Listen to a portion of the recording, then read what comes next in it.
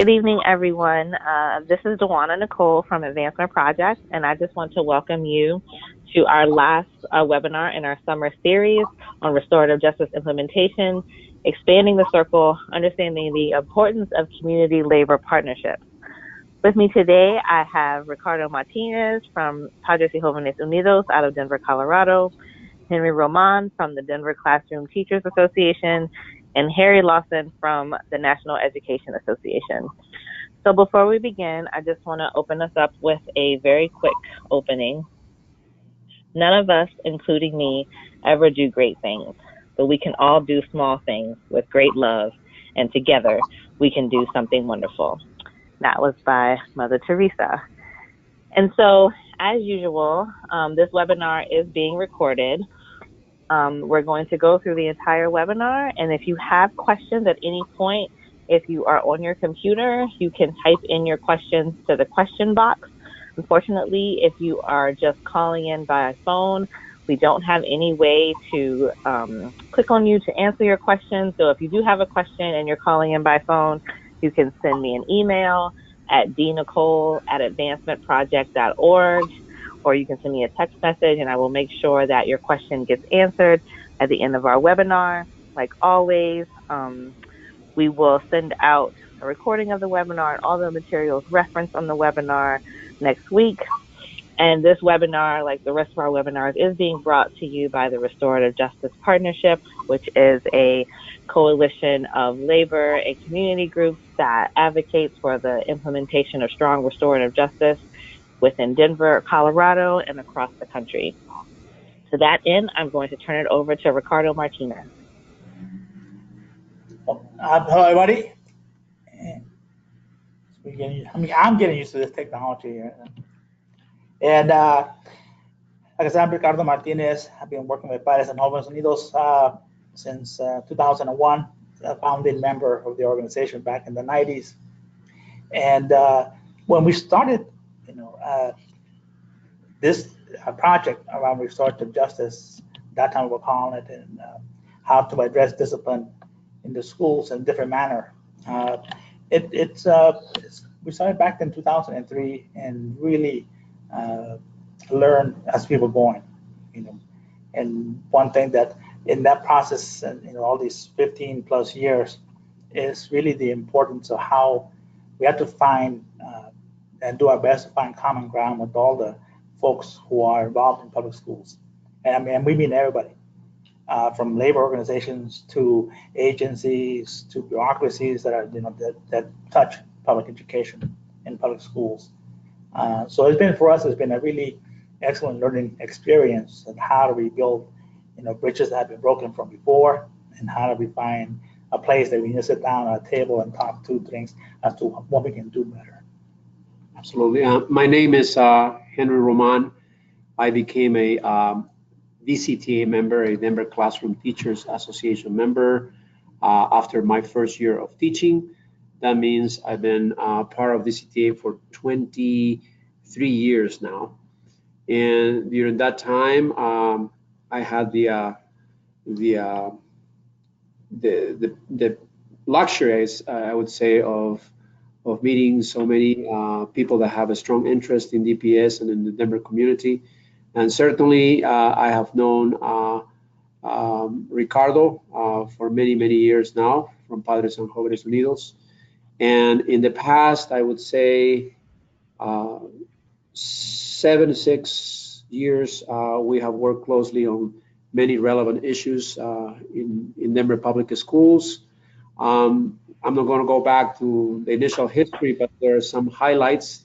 For example, Cheltenham Elementary, that was one school where we had some significant issues about how students were being treated. And there was a strong involvement from Padres and Jóvenes Unidos. They gave a strong voice to students and parents, and we supported their voices. And as a result of that, we had a change in administration at the school, and I think it's an example of a collaboration for the common good there that served the students better, the community better, the parents better. The same is true for more or less 5 years ago at Lincoln High School. It's a school that was about to be co-located with a charter school. And obviously, we had questions about the usage of common spaces like the library, like the lunchroom, like the gym, like the auditorium. Um, and after many conversations with the students, with parents, with the leadership of Padres and Jóvenes Unidos, with the leadership of DCTA, we were able to make a strong case of why that was not a good move for Lincoln High School. Obviously, the final decision did not. We had some challenges in terms of the collocation, and the collocation actually happened, but we have deepened our relationship since then, and we have been very open about communication. And like anything else, if you don't talk, you don't negotiate. You don't negotiate if you don't talk. And they have been good partners for us in this process. Like someone said, they are good partners, thought partners, and friends. And somebody just said you have to have friends before you need them, and definitely Padres and Jóvenes Unidos is one of those groups that have been instrumental here in Denver. Yeah, and just to add, just for us, as we're talking about restorative practice, this issue, it doesn't stand alone from what happens in the schools overall. So as we were talking about, the DCTA and ourselves about how do we look at school discipline, what resources do we need, all these other issues came up, and we were able then to work through that together and really then set up meeting times and regular meeting times to go over differences that we had and how do we work through them. Because if we had stood on, like we had done before, just stood on the sides and not talked to each other, we really wouldn't have understood the complexity, because it's a complex thing to want to get past stereotypes, but also then to get not just past them, but really find that we are really working for the common good. And so it was, as we went through this experiences, we were setting a really strong foundation then to develop a partnership, and a really solid partnership that came to fruition with the Restorative Justice Project.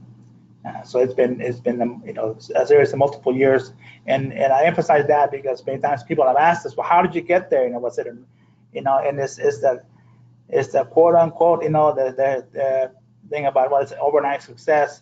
It only took us 10 years to get there. So it's work, it's hard work, but then we lay aside our differences and distrust and really sit down and talk. Yeah, that's true. I mean, now Ricardo agrees with me 100% of the time, and that's a good thing. Yeah. Yeah. I don't want to be boring. No. I mean, and yeah, the work that we do here, I think, is really relevant and important. And at the end of the day, we're all here for the students, and we all support our communities in different way. We work with our teachers, ensuring that they have proper training. But Ricardo also works extensively with our youth and with our parents, and gives them a strong voice at the table.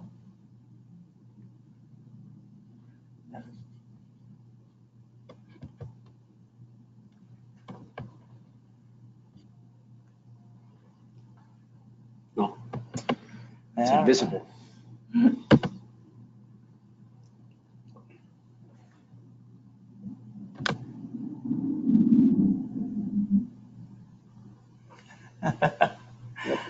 We're struggling through our technology over here, man. We got two technocrats. And you want to go and speak to this a bit, or? Well, as we look at this, when we started working around the partnership, it was local Union Democrats and Teachers Association, the Denver Public Schools. The Advancement Project is the one that opened up a whole bunch of doors for us, ourselves as Padres Unidos, and NEA, National Education Association, came in really interested in how do we we set this thing up on a firm foundation.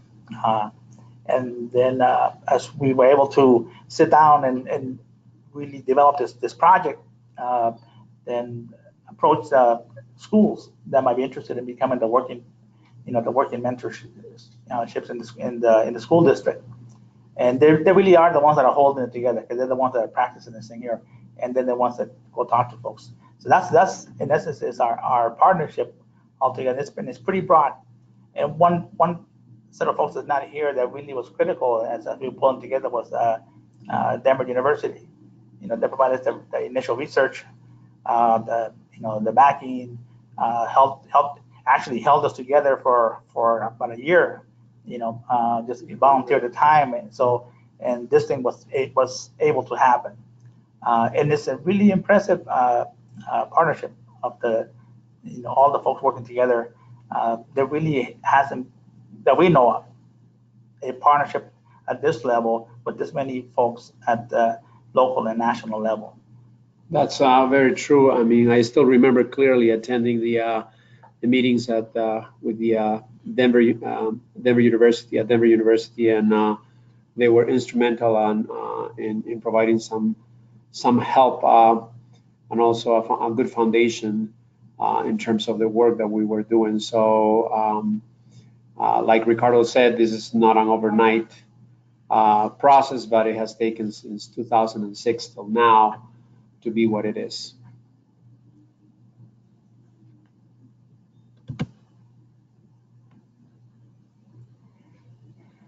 So let me just start from our end as a community organization.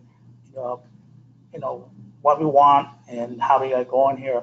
And in the short of it, we just wanted to have a change in policy in how we address the student behaviors in the schools, find an alternative to suspensions. And we also then from a policy that came to be in terms of the rewrite of the school discipline policies and a state law down the line. We really been conscious of having that then implemented. How do we put it into practice? And that's where we start running into, I won't say problems, but the realities and the challenges of, when you say a policy, then what happens with it? Because a policy on the books is great, but a policy that's not executed, it just gathers dust. And it's the practice that we in turning the policy into practice and really creating steps and avenues and concrete things to be able to make sure that it happens. And all that has to be dealt with the different interests. How does that affect teachers in the classroom? How does that affect administrators? How does that affect out in the community? So we needed, as we were going through this, how do we sit down and start from the policies to the practice? How do we get to those points and really listen to each other? Obviously we come in with our agenda, but our agenda is not the only agenda, and it has to be blended in with other folks. And that's really, in essence, we're talking about a democratic process to change something in a system. And that's really what's been in effect here, that we all listen to each other and then take what we all can agree on, which is really a lot. There hasn't been that much difference. And then we work on putting that into practice. That's been what we want, in terms of our long term, and what we understood with discussion with the CTA is the importance of the having teachers teach teachers and administrators teach administrators, and then combination, and then also then how students teach students, how parents teach parents, then how we all learn from each other. So the peer-to-peer learning, it not only happens across the line with the different jobs and responsibilities, but in a full bloom, full circle, so that parents learn from teachers and teachers learn from parents. And that's our vision of how this thing can happen, because that's really what's going to ensure a sustainable practice over the long haul. If you change how we all work together and how we talk with each other, and then how we learn from each other, and really then find solutions together. And so this project has given us that opportunity, and it really is working. But it takes work, and you have to be intentional about it. It's not going to happen by accident.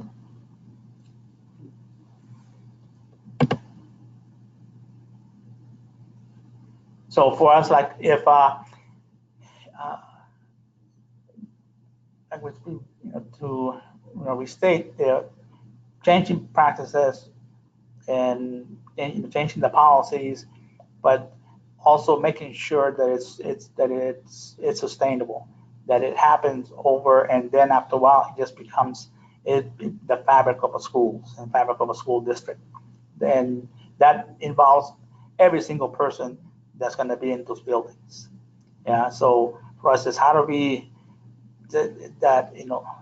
change the culture, change the philosophy, change the practice in the schools, uh, and what we expect over time is that will happen. We've seen the beginnings of it now with assistant principals who are at a middle school.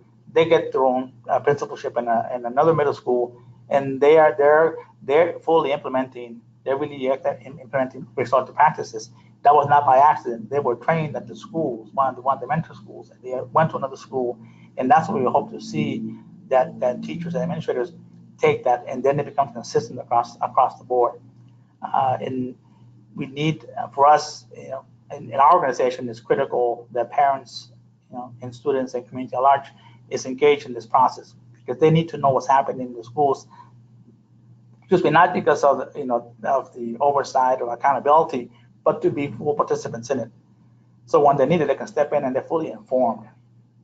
And so parents and students and teachers and administrators, if things bump, on the road, funding becomes questioned or whatever happens, all together with Bomb Boys, we start talking about the need for restorative practices, and how do we then address the challenges, that's that, and funding and interest and that kind of stuff, and not fall into that idea that, as we're seeing right now, with the Secretary of Education wanting to give every single, everybody a gun and a bullet to deal with things.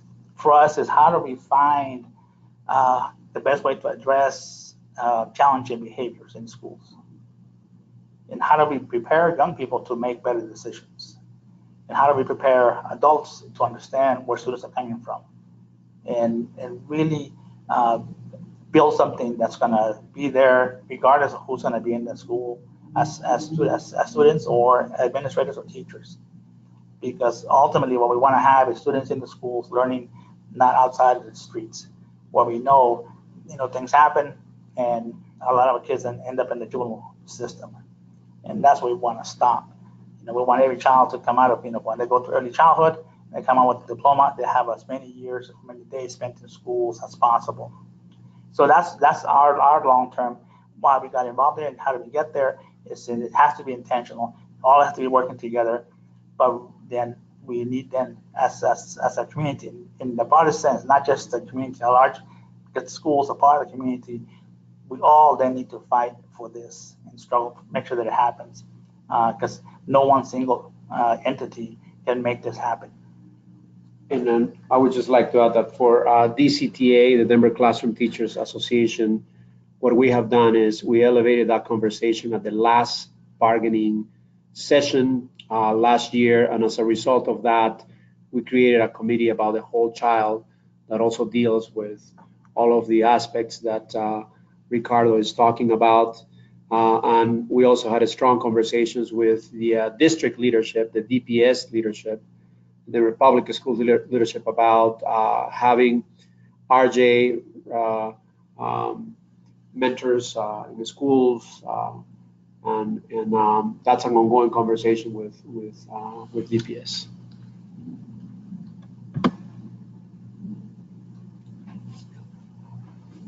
Oh, all right. So obviously, building capacity is really important if we're gonna make this not just make policy changes, but practical changes in the way we operate in Denver public schools.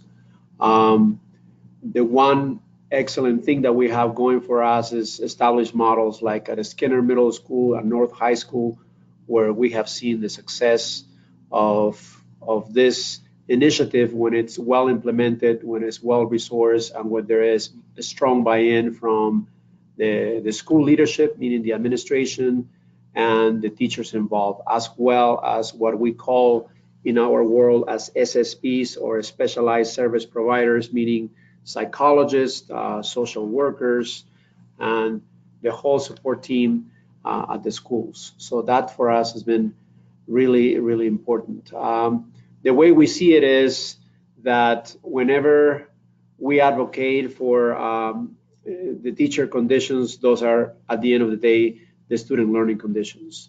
So for us, it's embedded. It's one. It's an extension of the other, and training our educators is definitely important and ongoing. Given that in any large district, in any large system, you do have teacher turnover. Sometimes you have normal attrition. Sometimes you have a little bit more than normal attrition. And that's when it's so important to have the structures in place to provide the training necessary to the new cadre of teachers that come to Denver Public Schools. So for us, that's also very important. And again, I mean, we have advocated at the bargaining table for positive discipline process with Denver Public Schools, and we continue to do that. So this is an ongoing work, and we feel it's the right kind of work to be doing right now.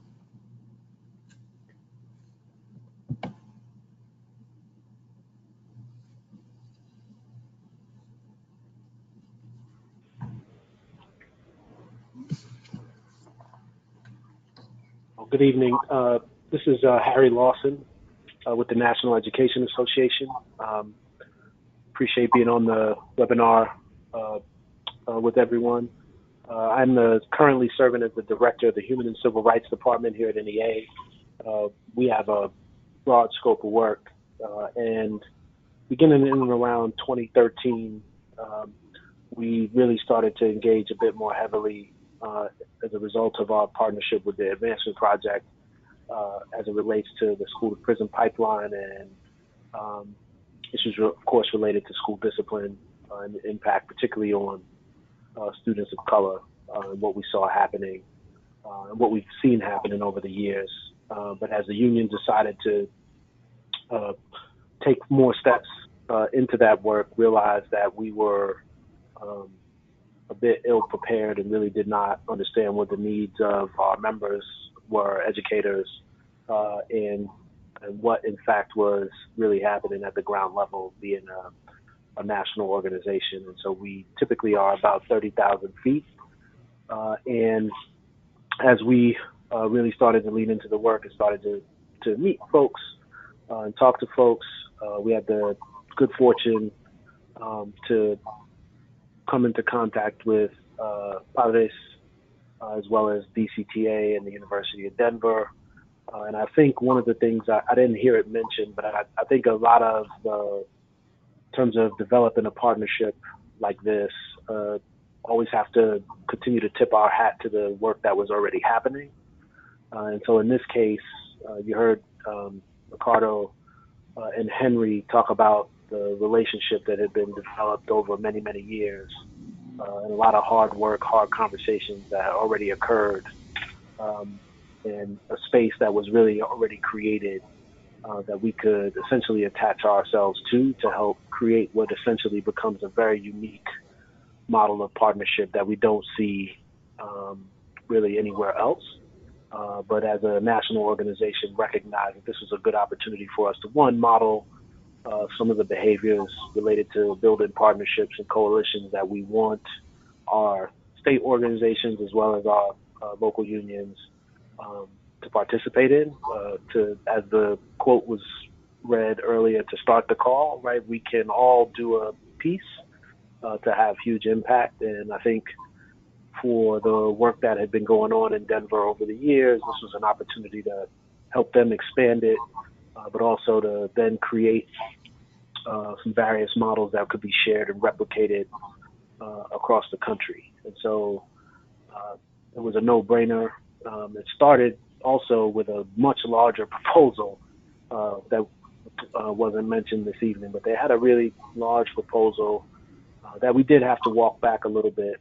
But those were the benefits of the space already being created to really have some difficult discussions. And I think one of the things that gets lost in developing the partners is that it isn't just identifying some key issues that we can all agree on, but it is also being able to navigate and translate how things happen, and in this case, in the local community, that we could translate to the state and national level to give us a bit more ease of entry, right? Because it really does benefit the organization as a whole, as a national organization, to be a part of something that really is directed in one school community in terms of it being in Denver. And so they're beginning in about, I guess, in and around 2014, late 2014, we started having some discussions in Denver with DCTA, Padres, University of Denver, Advancement Project, and the Denver Public School District about how do we leverage and take advantage of the good work that's already existed to support more work happening and more consistent work happening in Denver that could also then inform work we needed to do at the national level to have impact on the membership and our local unions.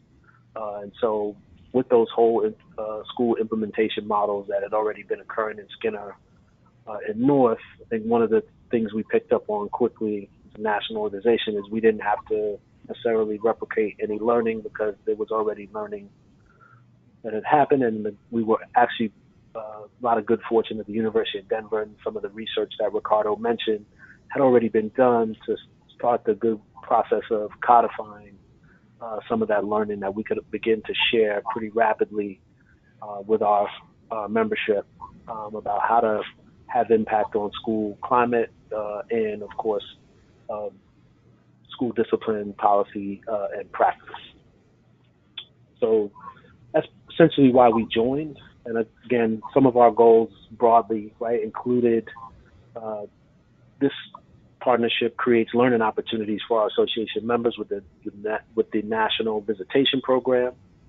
Because of the good learning that had been happening and the good work that had been happening for more than 10 years, we have been able to, over the last few years, in partnership with everyone, create resources that not only benefited the Denver school community, but also benefited Colorado, the state as a whole, that we could also use and share with members who either were in some degree of process, of whether they were exploring what it means to what restorative justice and what restorative practices are, whether they were simply trying to explore what possibilities were for making change in their school district, or if they were further down the continuum and were really interested in pursuing training for school employees and the community folks and students and moving towards implementation beyond just individual educators, but actually looking at whole school implementation. And over the last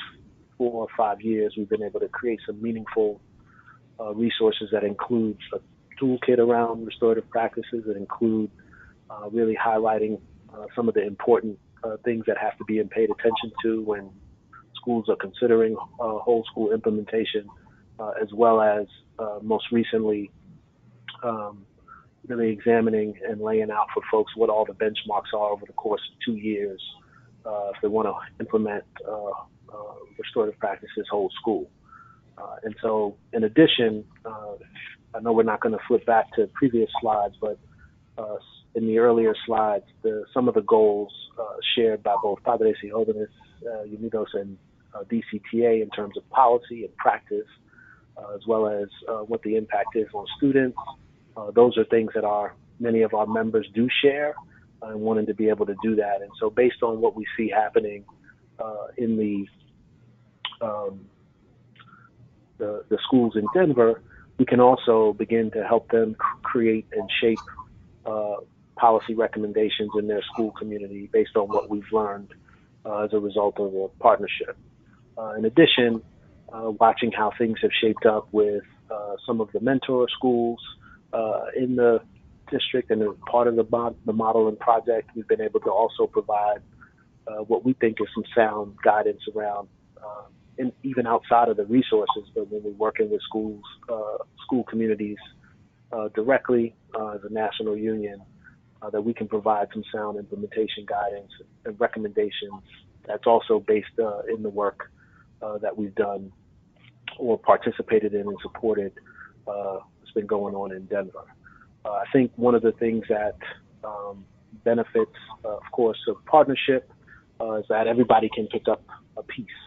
And oftentimes in a lot of the work that many of us try to do, depending on where we are in organizations or in our school districts, we try to take a lot of these things on. And it's real critical that we find ways to navigate the relationships we have within our communities to be able to do this work. And I think, again, from a national perspective, the great benefit for us is being able to participate and model what it really does mean to not just be a participant or a supporter through funding at times in a partnership, but to really be able to critically adjust goals and objectives in pursuit of what's important to all members of the partnership. And that in some cases, some things may have to be held sometimes for the sustainability of the partnership, but because they may be goals that really only we have as a national organization, but that those things will come. And to be honest, over the last 4 or 5 years, we've been able to really do some good work out of the union that is a direct result of what we've learned, what we've experienced, being members of this, what we still think is a very unique and special partnership.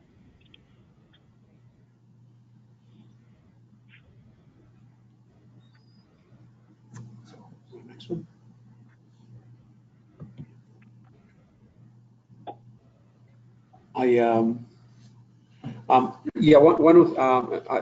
We do know it's very important for any of our locals or associations to strengthen community relationships. I am personally a strong believer that you can get much more done if you work as a team.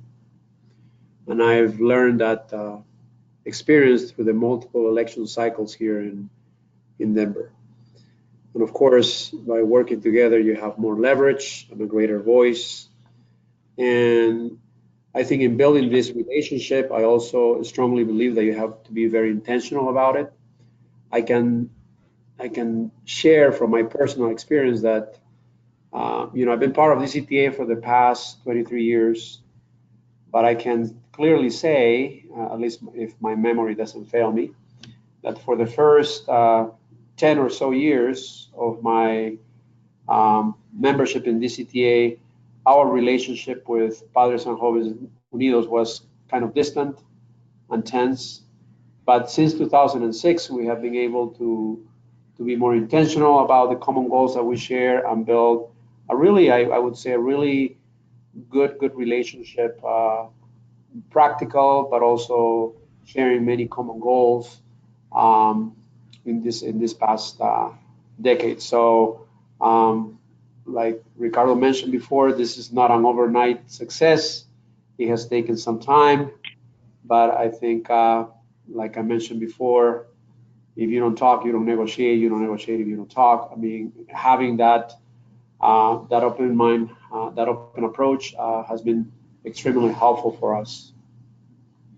Yeah, and I just want to add, when we look at public education, as the different, so it's a system, and we parcel out, well, public education are the school board, the administrators, and labor.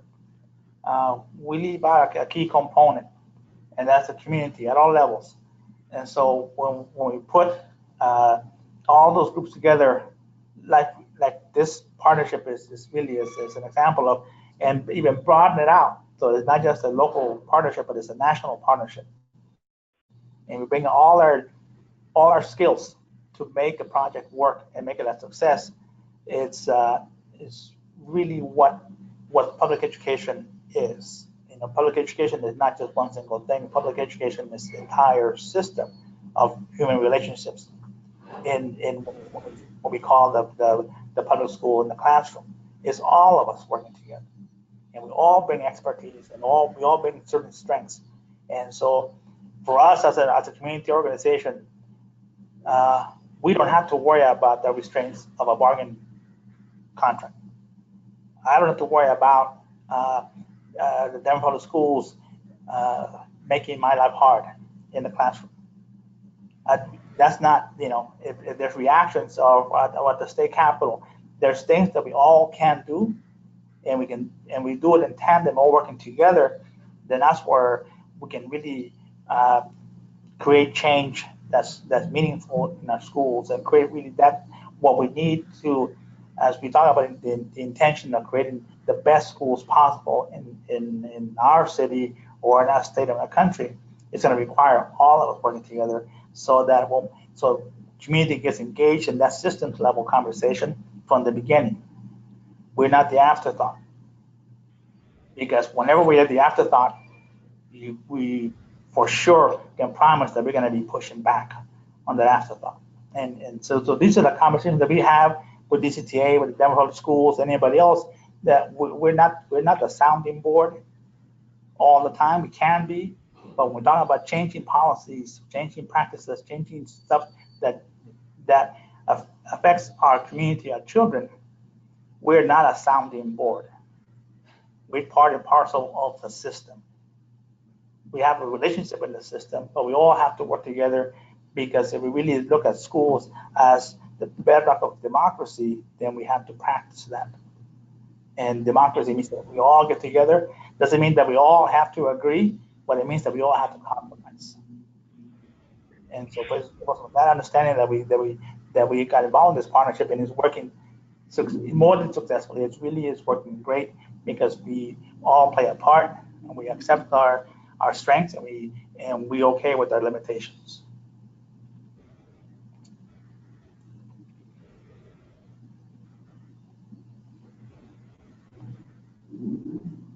Okay, so thank you, Henry, Ricardo, and Harry, for that. We are now taking questions. Again, you can type your questions into the question box. If you are calling from your phone and you cannot type in your questions, then you can send me an email and I can read your question to our presenters. So our first question is actually for Harry specifically, but others can certainly weigh in. Harry, how important is it that the national, state, and local union are not just connected to the work, but heavily invested in this work? If you mean connected, just simply being present, or do you mean just for clarity? I imagine so. Oh, okay. Well, I think in terms of modeling, and that's kind of what I was trying to get at. It's one thing for us to be present, because we can either support the work with financial resource, but it's just as critical that we are participating in the discussions, we're participating in the, whether, however difficult they may be, that we make every attempt to be present when possible, not just at the partner meetings, but when things are happening, and when able to share in the work. I think one of the things that also we haven't talked about on the phone is, in a lot of ways, CEA is also Colorado Education Association has participated in some ways in terms of also sharing the learning within the state in partnership with Partne and DCTA, and help to facilitate some things at some levels from the state union's perspective. So I think, again, Um, the union writ large, often, particularly on this issue, doesn't always come willingly. But once here, I think it's the experience of being on participating with this partnership in Denver. What I can share with other of our state unions in particular that I work with more directly is um, to also to really think from the perspective of our mission and vision, what our core values say. Particularly, our mission outlines that we're concerned about every student, and if so, how is it that we lean into work on particular issues when we have those opportunities, and how do we partner with others to really have positive impact um, in students' lives? And uh, we know that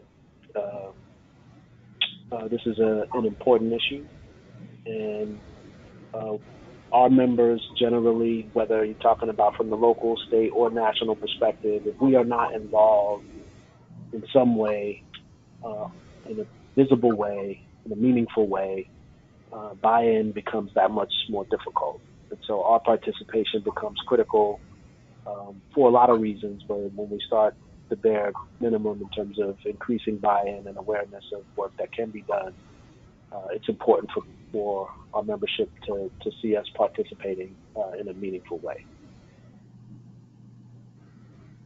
Thank you. Did anyone else want to weigh in on that one?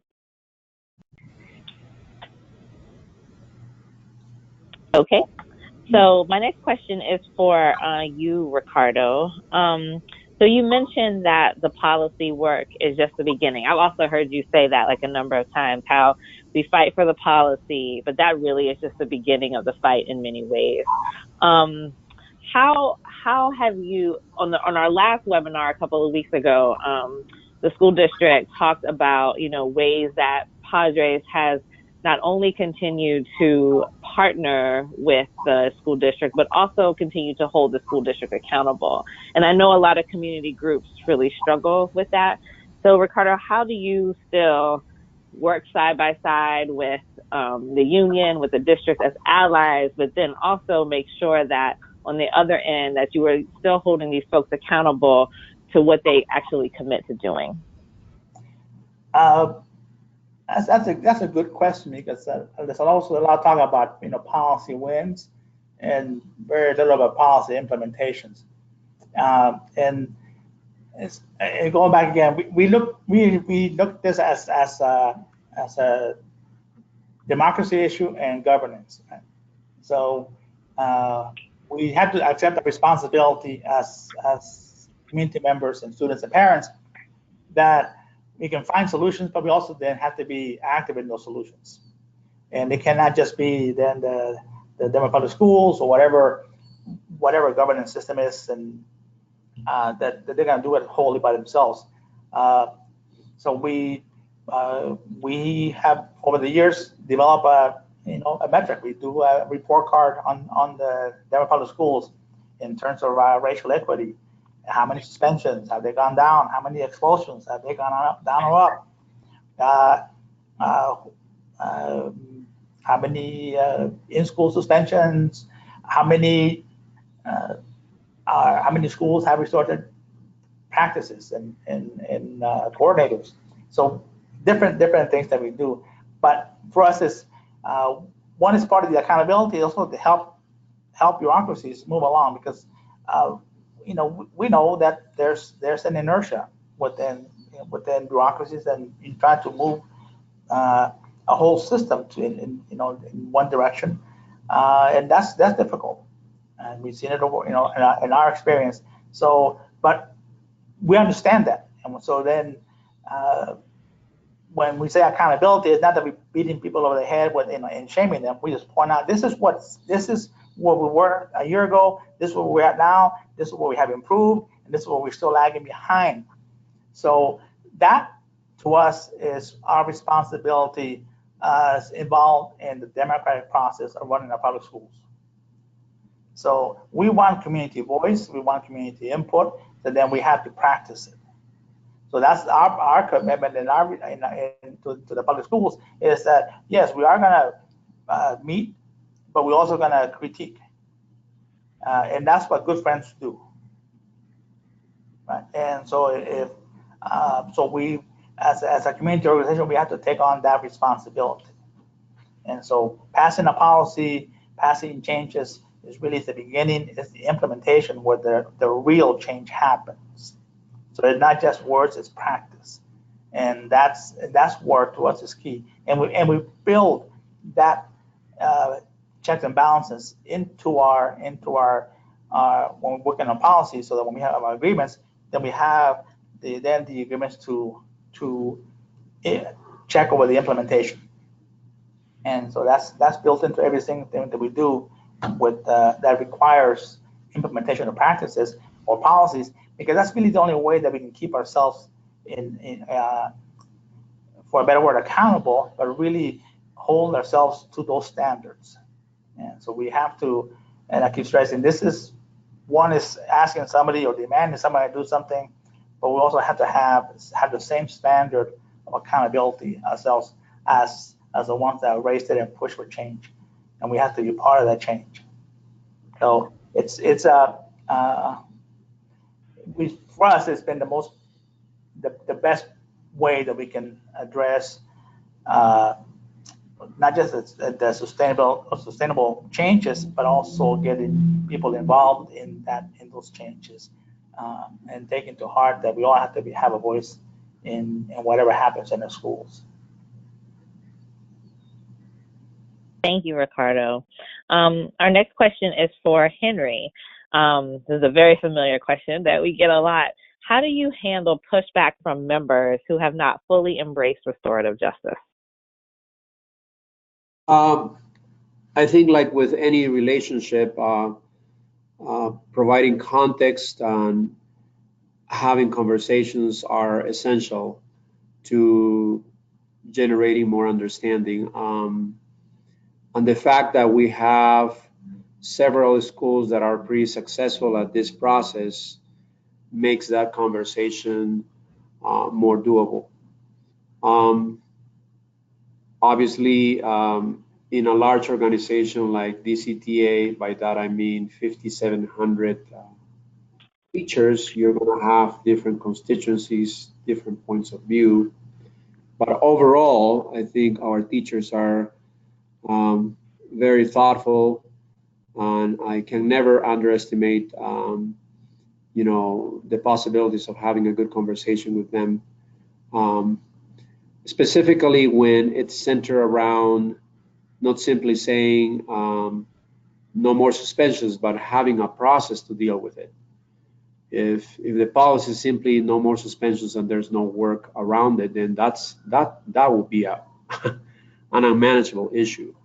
But the idea here is there is a whole process developed. We have successful models, so we can definitely provide that as a practical example. And we also invite our members to talk to their peers, because one thing I do know about teachers is, and I say this with love, they are very gossipy. They talk a lot. So sooner or later they find out what's going on here and there, and those schools that are doing this in a successful way obviously provide also a good foundation to having those conversations. Thank you. So this next question, anyone can answer. I would be interested in hearing Ricardo's answer to this question, though. Can you speak a bit about the intersection of critical conversations on institutionalized racism within our education system and the implementation of restorative justice, and what highlights or challenges you may have had in engaging people of all levels of the school system in conversations on institutionalized racism as part of understanding and implementation of restorative justice? Man, that's an excellent three-part question there. Must have been an attorney or a journalist. And we haven't spoken about this that at length here, but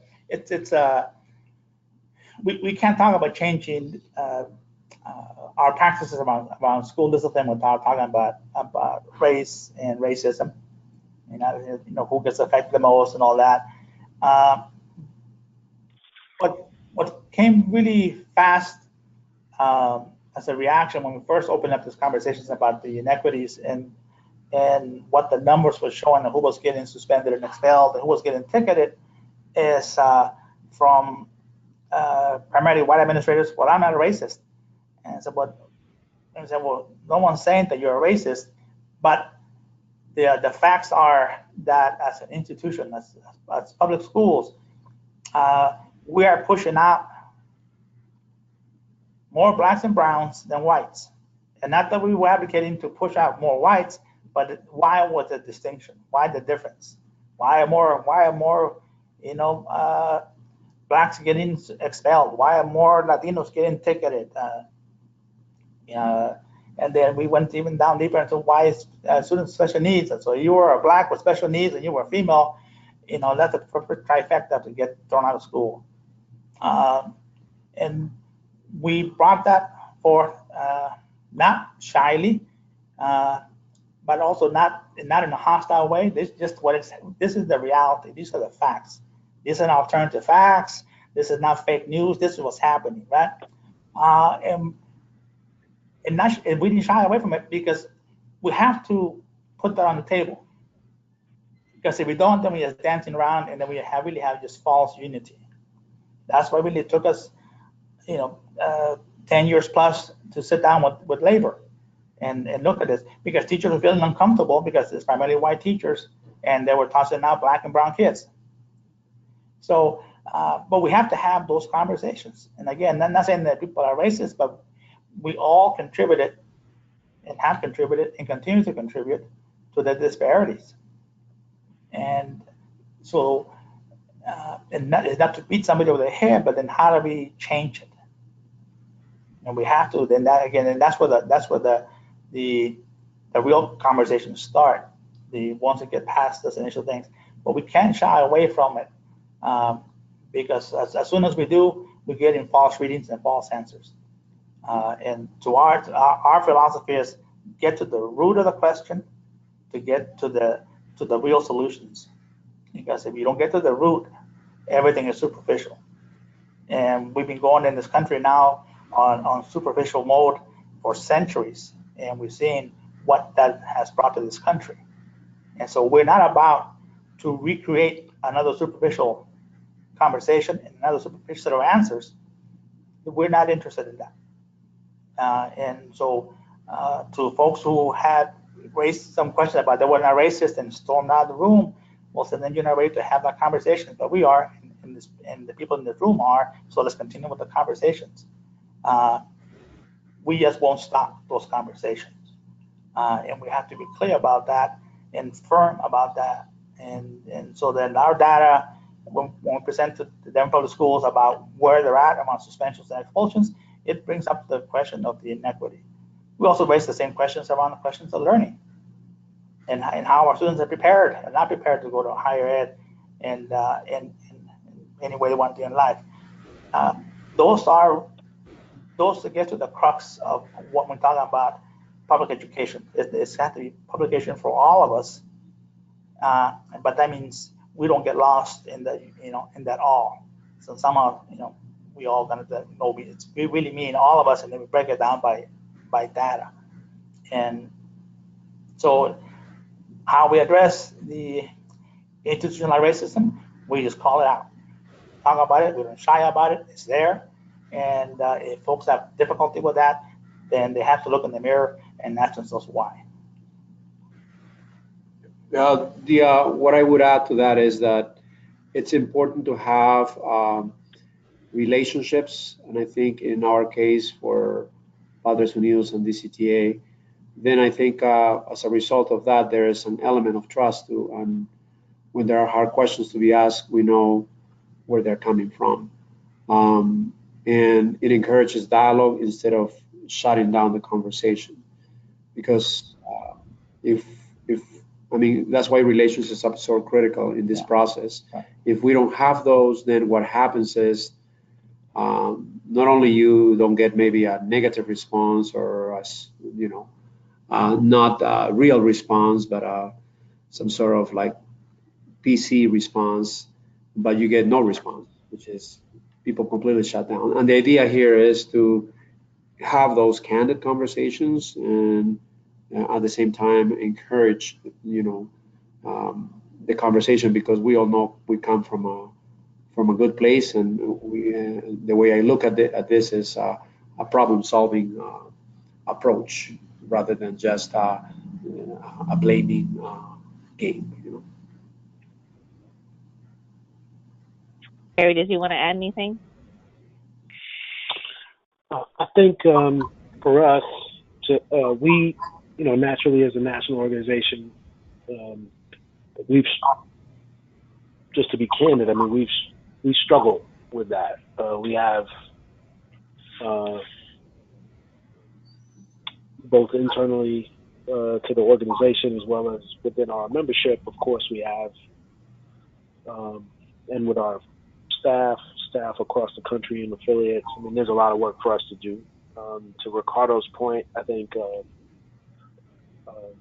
different levels of people's sort of understanding of racism and white supremacy and the culture of white supremacy and its impacts on our sort of behaviors and how institutions, policy and practice and norms then support and don't hold certain behaviors accountable. Just the web of all of that, the complexity of all that, and people's I'm trying to avoid using the word discomfort because I just think that lets people off the hook, but people's inability to be able to engage in those discussions in a meaningful way oftentimes results in just folks not having the conversations. And while we have people calling it out, I think at greater rates now, calling it out and being able to then engage in an opportunity to teach and for people to learn are two different things. And I think we have a lot of folks who are well equipped to call it out, but we don't have a lot of folks through and through the organization who've yet developed the analysis and the ability to really talk it through with people to push them forward. And on the other end of that also is the recognition that we have people in this organization who aren't going, and where we focus our attention and how we focus our energy in terms of moving the organization forward becomes a critical thing. And I think Henry will recognize what I'm about to say is that in union culture, typically we spend most of our resources on 20 to 30% of our membership, and the others we sort of we don't have the same level of contact with. So those who are loudest, regardless of whether they are right and just, typically we respond to them more often. And it's something that we have to work on because there are folks out here in states and local communities really meaning to have impact and make change in their school communities.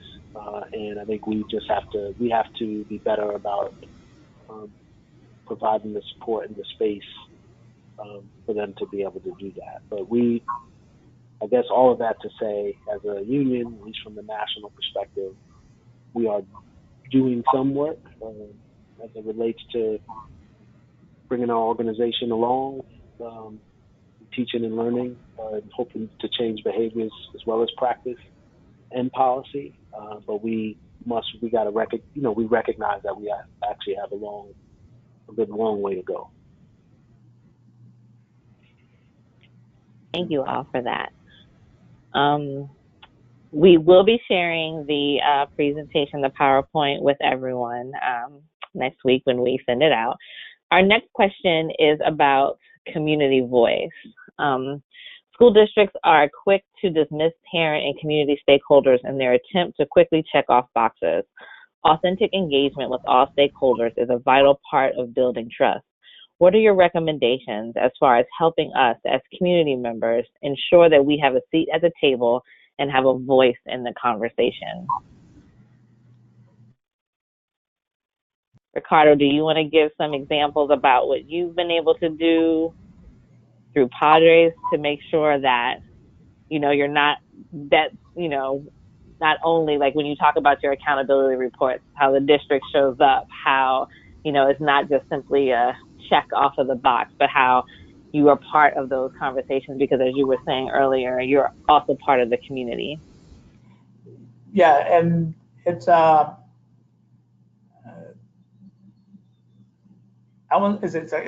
it's a complex play in because a lot of times they'll be open community processes, right? So the selection of the superintendent is coming up, right? This is happening now. We're gonna talk about a school closing. We're gonna have a community process, but many times those processes are already that are to fulfill the box. We had 50 parents here. We talked about Lincoln High School, and for us is we call it out. We're friends with DPS. But we're not. But I think folks also have to be willing to, as folks in the community, to call it out and call it out loudly, and support when they're doing good work and criticize them when they don't. Uh, uh, like I said, there was a community process around the middle school that they wanted to shut down the middle school and co-locate 2 charters into that school. They already had decided that. And so our process then, a community process, was to challenge the district openly at the school board, at community meetings, at press conferences, that their community process was a sham, that they already had decided, and they were going through the motions, checking boxes. And so we called them out on that. We called Superintendent Boasberg. We criticized him publicly. We criticized board members. That's part of our organization's and philosophy, and it's one of our values. We can be friends, but we just don't accept bad behavior. And so when things are put out there that's it's on documents, it's a community process, but it really isn't, then we call it out. That's part of it. But then also then we open up avenues. How do we then get really a community process so that the community gets involved? And I was saying that's complex because everybody has different understanding of what community is. Like as Padres and Jóvenes Unidos, we don't claim to represent all parents and all youth in the Denver public schools. We don't claim to represent all the community because it's just we're not. There's no single group that can do that we know of. We just claim this is the people that we talk to. So we have 300 parents saying this, and we have 400 students saying this. This is part of the community. And then someone said, well, there's no other community. You're not the entire community. No, we're not though. But as the Denver public schools, it's your job to then bring out the other community. But we are here, and just because everybody else is not here, it doesn't mean that our voice doesn't count. And I say this because it always comes back to us, well, you're not the community, you're not the entire community. And we say, well, we don't represent the entire community, we represent this chunk. And this chunk of Denver Public Schools wants and is demanding a voice in the community process to select the superintendent, to see what schools open up or what happens in the schools. Does the principal stay there or not? We are part of that. And so we don't want to get lost in in this mythical all the community has to get involved before we make a decision. Then it's your job as the Denver Public Schools to involve all the community. We are here, and just because we are here, we don't get discounted. And so that's where the complexity comes in, because it's always it gets lost in the practice as to who is at the table.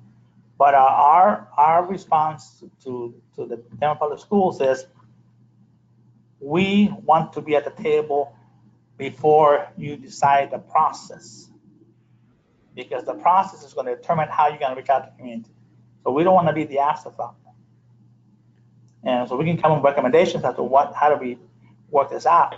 And that's just we don't get everything that we want, and we can be fine or not fine with that, and we make either one known to the public, but we do get some things. So like with this whole project around school discipline, didn't start out of the kindness and goodness of Denver Public Schools. It started because we pushed on them on the racism that was happening in our classrooms. That our students did not feel safe in the classrooms because they were going to get suspended, expelled, or have the police called on them. So we demanded a change, and there was a community process to then open up a rewrite committee. So we were part. Advancing Project came in. We were part of the rewrite committee for Denver Public Schools, code. But that didn't happen in the vacuum. Didn't happen out of somewhere because we demanded and we pulled that community process in. There's the parents and students. We were there. But it's for us it's part of our work. We're not going to be, we can't be silent, or we cannot just be the sounding board, or what do you think about this, and give us your recommendations or suggestions, and we'll take them into consideration. That to us is not a process that we feel that we accept. And to add to what Ricardo just mentioned, we also received in the past comments like, you don't represent teachers, it's just the 5 of you that come here and, say X, Y, and Z. But then what we started doing is we have public bargaining here. So at our events, we'll have 300, 400 teachers show up. The event is packed, so they can no longer say it's 5 people saying that. And then we start live streaming every single event because we have absolutely nothing to hide. And we have 2,500 people following us online.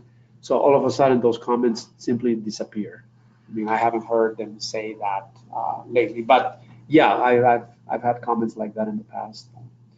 And I think in the case of Cheltenham, for example, when we had issues there related to the treatment of our students, we communicated. We communicated with the teachers and the principal.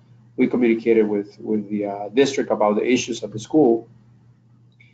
And initially, I would, from what I remember, we were completely ignored. Nothing was happening until eventually the press got involved, thanks to the work of Padres Unidos.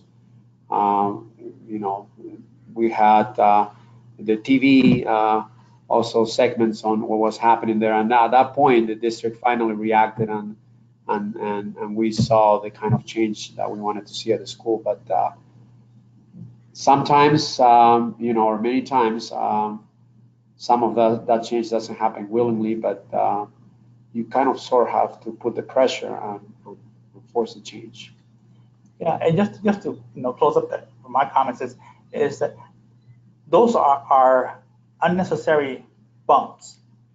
All those can be prevented if we have an open policy. When we talk about community process, have a true community process, and develop that with the community. So because a lot of these examples, where we had to bump heads with the school district or the powers that be, those are self-inflicted conflicts that they create, and so and all those can be avoided. And I think it's is changing the idea of I guess there's a philosophy, a practice, I don't know, dogma of control. And control is just it's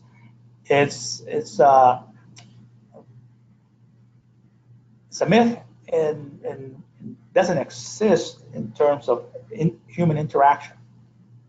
And so if you have a parent whose child is not being treated well in the school, and you want to control the situation, it's in terms of silencing community of parents.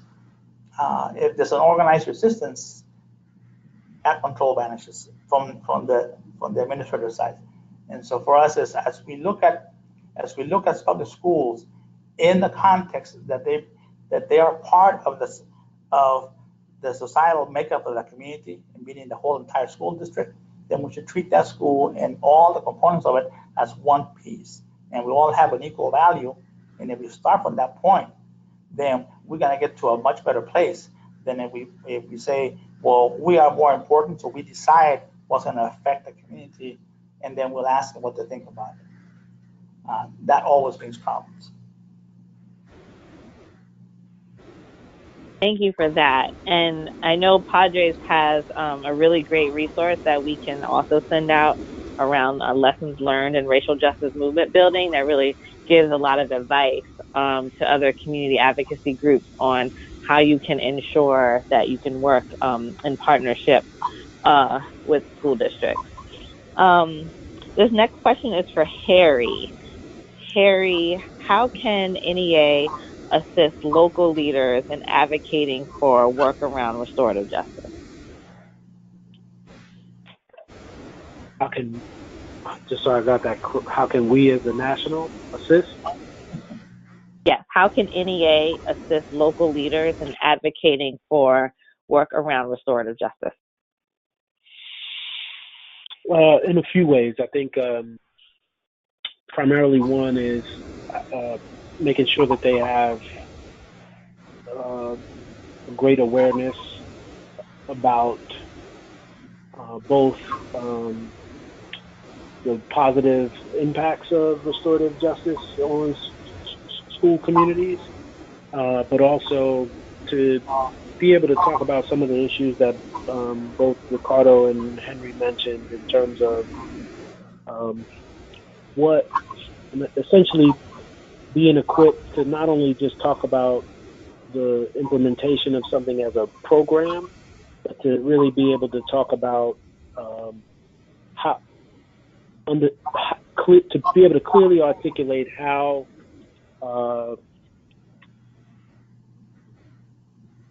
this is, in other words, what we see in school discipline and this, essentially the school to prison pipeline, what we see in low school climate ratings is a direct result of a variety of things, including racial disparities, not just in discipline, but across other sort of indicators within a school or a school system, and that the critical importance of restorative justice, the philosophy of restorative justice, isn't about simply replacing certain discipline practices, but it really is about shifting how we think about schools and school community as a whole. And so one, really being able to provide support and information to be able to equip leaders to be able to talk about it in that way, so that it doesn't become a discussion simply about replacing discipline practices or looking for an alternative to existing practices, because that is too limiting. I think the second thing is really being able to, which has been a challenge for us, is communicating what it is that we learn from various places across the country about how others are doing it. So to share those, be able to share those experiences and connect people together to be able to learn from one another, because it'll be different everywhere, how they move those conversations and discussions, how they engage with the school district. But I think ultimately, one of the things that got mentioned earlier becomes the critical part in this. I think it was Henry was talking about just the general nature of relationship. And oftentimes, in a lot of cases, the school district and the local, particularly local unions, are generally set up in adversarial relationships. And whether they are bargaining or not, the general nature of the relationship, in many cases, is already adversarial.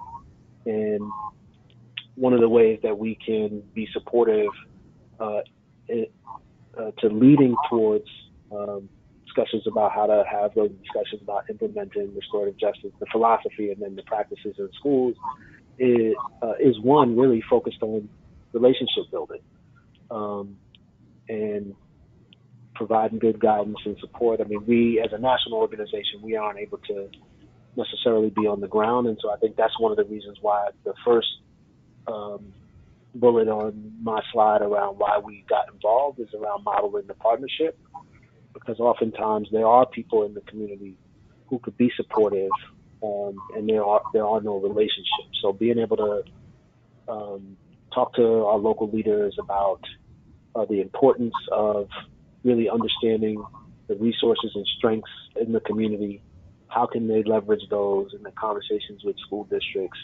building their awareness to be able to talk more broadly about what this work means to the school community writ large, rather than simply as a program implementation sort of strategy to replace um, uh, negative impact practice and policy. Thank you, Harry. Um, so this will be our last question, unless we get another one. So earlier, Henry, you mentioned how this is not something that happened overnight, right? It took 10 years for everyone to get to this place, and so this question is for really all of you. Do you believe? I mean, you work to restorative justice is not the only thing that the union and Padres or NEA work on. It's not the only issue. But do you believe working on this particular issue in a collaborative way, especially one that is centered on relationships, as Harry just mentioned, has it helped at times when there may be other issues that you're working on where not all parties are coming from the same place? Yeah, obviously on our end, we do have some serious conversations, for example, about the impact of charter schools in DPS, in Denver Public Schools. And I think we see many commonalities in terms of what we would like to see. So our conversations are very expansive. They definitely include our RJ initiative, but whenever we can, we work together like we work at Abraham Lincoln High School when the school was going to be co-located or was with another charter school. Then we saw a definite common interest there to advocate for our students, to advocate for our teachers.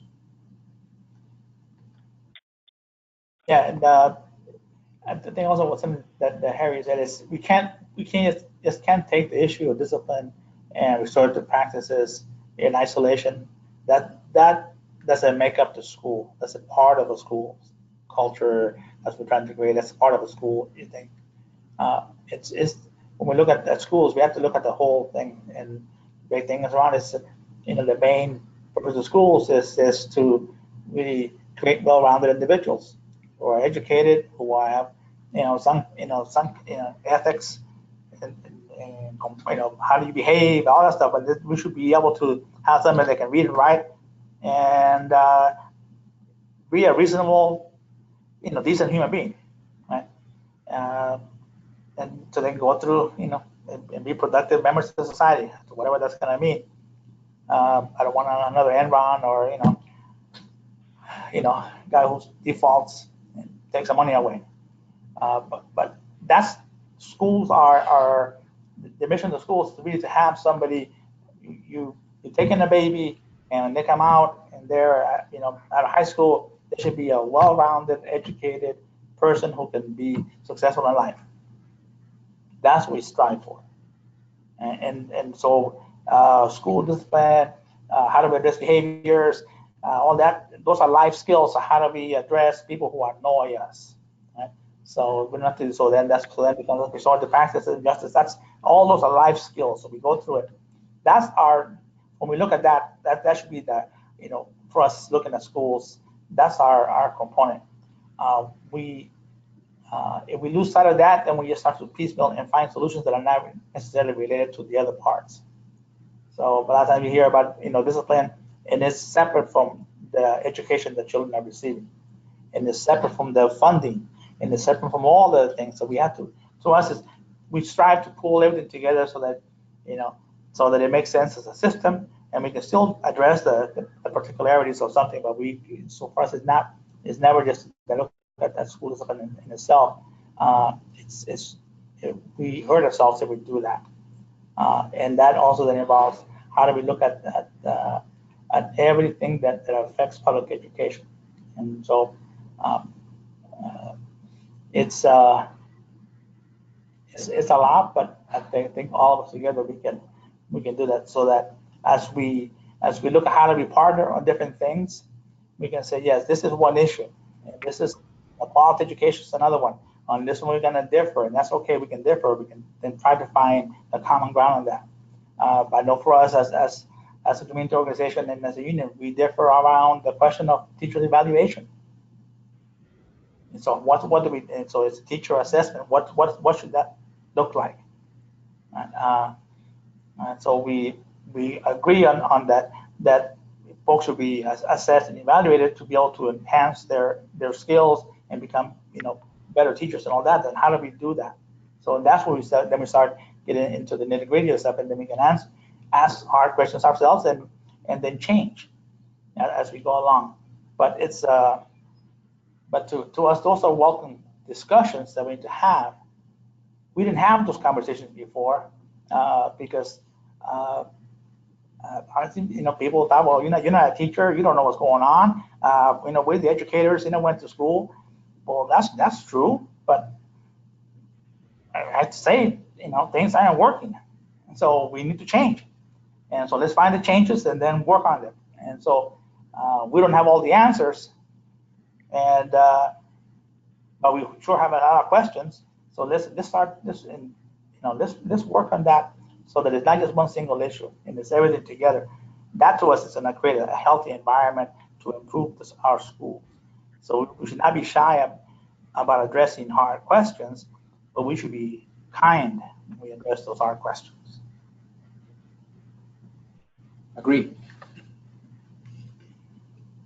Harry, did you have an answer? Can you restate it, the question a little bit? Sure. Has working on this partnership helped you in your interactions with community groups on other issues that might not be related to restorative justice? I think, well,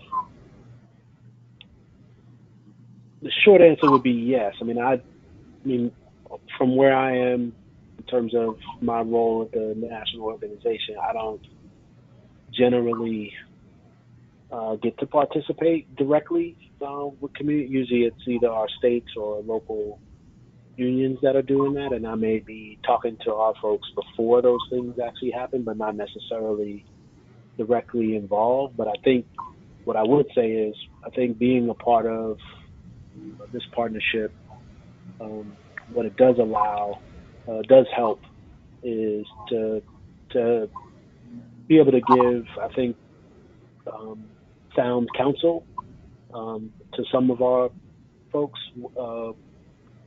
about things for them to consider when they're approaching community groups, or if community groups have approached them and they're sort of unsure where things are coming from. Because as I mentioned earlier to a previous question, I think part of the challenge is the unevenness in the people's ability to analyze and assess issues. And so when they're unsure about why they're being approached and the manner that they're being approached, how they respond to that, and being able to give some good, I think, important feedback to how to assess and prepare to have meaningful discussion with community-based groups. I think so in that way it's been helpful. But as an individual in other work that I do on other issues, I do participate on some coalitions with community-based groups. And I think, I would have to, short answer, I would say, it's helped. It's helped in a lot of ways. But I think more importantly, in terms of the work that I do at the organization, I think where it's really helped is being a good resource and a good ear, and to help people process how to do that work better in their own community. Thank you, everyone. For our closing, this is an old indigenous proverb that is probably, I didn't have to say all of those words. If you have come here to help me, you are wasting your time. But if you have come because your liberation is bound up with mine, then let us work together. I just want to thank our speakers and all of our attendees for participating tonight. Thank you for your great questions. Thank you, Henry, Ricardo, and Harry, for your thoughtful answers. We will send out the recording of the webinar along with the materials that we reference, perhaps the Padres materials, their lessons in racial justice movement building, and their accountability reports, which is one way that they do continue to not just partner with the school district, but also hold the school district accountable. If folks want to read those and look through those to see specifically what they do. If you want to look at our other webinars, those are on our website, rjpartnership.org, along with a lot of the resources that were mentioned tonight, our implementation guide, our benchmarks, anything that we have developed in terms of restorative justice implementation is housed on that website. So thank you all again, and we will talk to you on September 12th, which is our next webinar, and that webinar will be on the role of restorative justice coordinators, both at the school and district level. Thank you, everyone. Thank you. Thank you. Thank you.